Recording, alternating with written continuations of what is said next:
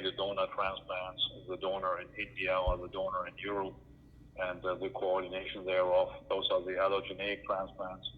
And then the other ones are the autologous transplants for lymphoma and multiple myeloma.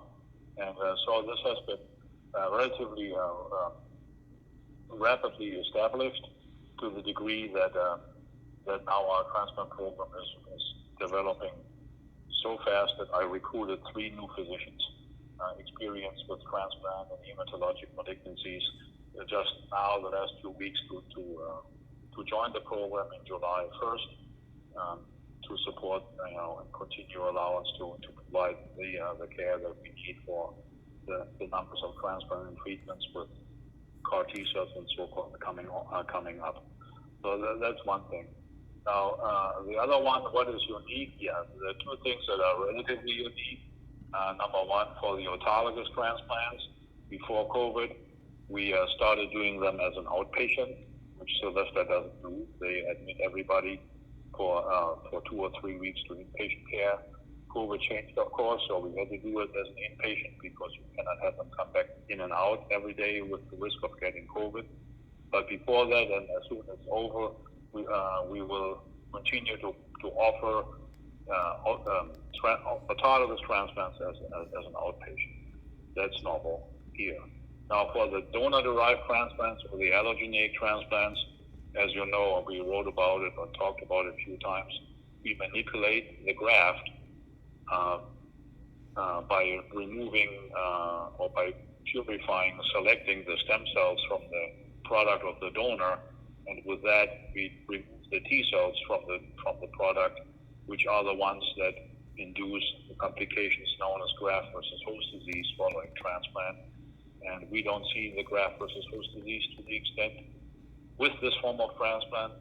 And most importantly, we don't have to put the patients on immunosuppressive therapy, which facilitates their post-transplant recovery significantly. Quality of life is better because they don't have to come twice a week for blood draw to measure the level of the immunosuppressive therapy because they don't get it. So that's unique completely unique to here and to Florida. And that's just something that I implemented and brought from my New York experience. Those are the things that are new. With that selection of the stem cells, we can also expand the donor pool. So sometimes you don't have a completely matched unrelated donor. You can still use one antigen mismatched donor transplant, which is important for some patients that don't have a matched donor, so they would otherwise not necessarily get a transplant with that success rate. So those are the key variables that we have. That's great. Would it be, so it sounds like we're the fastest growing blood transplant program in the region. Oh, no question about that. And that's a great. Go ahead, John. No, that's a great point, Papsy. But Doctor, so the laboratory, the stem cell processing and immunotherapy laboratory, is that what? Can we say that makes us unique in the region? Yes. Well, yeah. So, good question. Answer is, it's an indirect answer. You would need to have this laboratory in order to perform those services or those procedures. Without it, you cannot. Every transplant program has a laboratory because you have to have the cells delivered somewhere, and you have to take a look at the cells and count them. But we are doing what's called graft manipulation or cell processing in this laboratory, and for that reason, it is a lot more equipped and detailed with machines that will allow us to do that. Right. And it's all in-house at MCI, basically. I mean, I don't know if other centers actually outsource the laboratory function, but it's all in-house for us. Yeah, no, everything we're doing is in-house, everything. Okay. The 100th patient, he or she, I don't know does this person stand out in any way, his or her case? No, I wouldn't say so. It's a regular patient. It's a he, by the way. It's a male. Okay. Yeah, it's nothing really unusual about this particular one. It's a patient, a male with multiple myeloma that now is in remission, and they will consolidate it as per the standard with an autologous stem cell transplant. Okay. And do we have his age by any chance? Next Wednesday. I'm sorry? 24. February 24, next Wednesday. No, birthday. But do you know? Oh. Yeah, his I have to DOB. look it up. Okay. My computer is down right now. No problem. We'll get it soon enough. No, I think. Is there any other questions we were going to? I mean, I think you asked the questions in terms of the uniqueness of having 100 patients. I know, but it makes us in terms of, and it started with MCI, correct? The program was available as soon as MCI opened, correct? And has the growth occurred more recently over the last? I mean, the last year's been rough overall, for everyone. But yeah, has the growth occurred in the last 2 years or 3 years, or is there anything that has spurred the growth of the program? Anything particular, any trend in particular?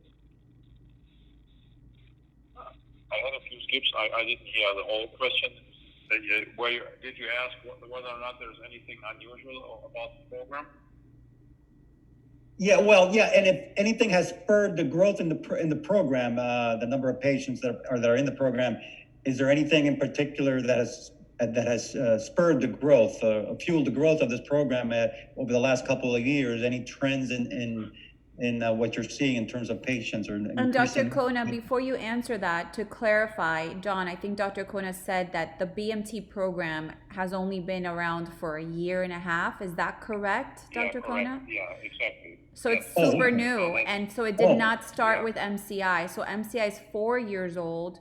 Dr. Koehne started the program a year and a half ago, and I think that that's what's remarkable, is that in a year and a half, we've reached 100th milestone, and we're projected to continue that type of rate of growth in the next years, which is probably unprecedented. But I don't know, Dr. Koehne, if we can say that. Yeah, that's a great question. Well, no, that's what I said before we went blank on the computer, but that's exactly what that is. So the milestone with 100 transplants within the short time period, starting from a non-existing program, transplant program, or a cancer institute with the idea of developing a transplant program, now to transplant number 100 within a year and a half, is what the record is basically in the development of the program. With that now, so having now, and that involves a lot of recruitments of physicians, of course, laboratory staff, as we talked about, the stem cell processing laboratory that needed to be built, the inpatient tower that we now have for transplant needed to be built. It's basically, it came out of the ashes, and it's a brand new transplant program with this number, but projectable also 100 to 150 transplants per year from now on. And that is, I think, a medium-sized transplant program, if not more, already compared to others that have been around for many, many years. Wow, that's remarkable, and especially in the last year with the pandemic, you still managed to reach 100. That's included, yes, exactly. That's part of the equation as well. Exactly. Well, that's remarkable, and then the laboratory was created at the beginning of the program, or was because you just mentioned, I don't know if it was staffed, fully staffed. No, that was not existing. The laboratory was a storage room, or they made it a shelf room. And when I came, I saw that. What's that for? Oh, that's a shelf room. I said, no, that's not. That's going to be the BMT laboratory. And then we started to build it. All right, fantastic. Well, that's great. I don't know. Anything else, Patsy? I think for now we're fine, Dr. Koehne. I know we're short on time. We literally just scheduled a 15-minute call. I think this is so helpful, Dr. Koehne, to help us understand. I mean, look at all the, how we want to position this milestone. It helps us understand the magnitude of it. Also, one last thing while I have you, Dr. Koehne, I think all the stuff you mentioned would be great if we could capture it on camera as well. Because then what I'm thinking, now that I have this information, what I'm thinking would be great is to have a video and an article done for this to document this milestone. And it would be great if we could do it the day of the transplant, but if not, maybe at least capture pictures of you with the patient, etc.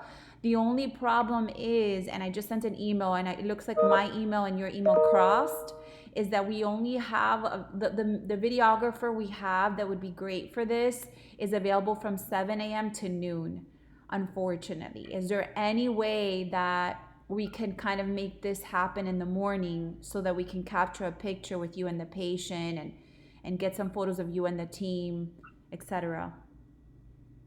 Yeah, well, I responded to you. I haven't organized for noon. That's too late for the photographer and the we don't have as of now, because it's so quick, we wouldn't have anyone available. We would have to then have Maggie take pictures on her phone, which we can use, and we would have to do the interviews like on Zoom, etc. But if we can somehow, even if you said 11, that could help, like anything between 7 and 12 if possible. Yeah, well, the problem is I have a full day of patients to see in the morning, and but I can see what I can do there. But the other one is it cannot be early at 7 or 8 or 9 because the laboratory has to prepare the cells, and that takes some time. So I will have to coordinate with them and see that we can do it maybe at 10 o'clock or something. That would be great. 11. Yeah, whatever. We will work with whatever works for you. We can be super quick. The only limitation I have is that we have to do it within the 7 to 12 p.m. window if we're going to use our professional videographer to capture that. We can let me coordinate. Yeah, let me coordinate, and Maggie will confirm with you and everybody else at the time point. Okay. And then we'll make that. I would really prefer to have a professional one for this occasion. That yeah. would certainly be helpful. All right, Betsy. I'll talk to the lab and the medical director and see if everybody else is available. And we'll make it 10 o'clock or something. I'll look at my calendar. Whatever's good for you. Whatever's good for you in that window. Yeah. We'll make it work. Okay. Thank you so much, Dr. Koehne. You work in the meantime, you get the consent form from this particular. Yeah. I can even get it the day of, as long as I gave it to the other doctor. Now, who is he? What is he for MCI? No, right?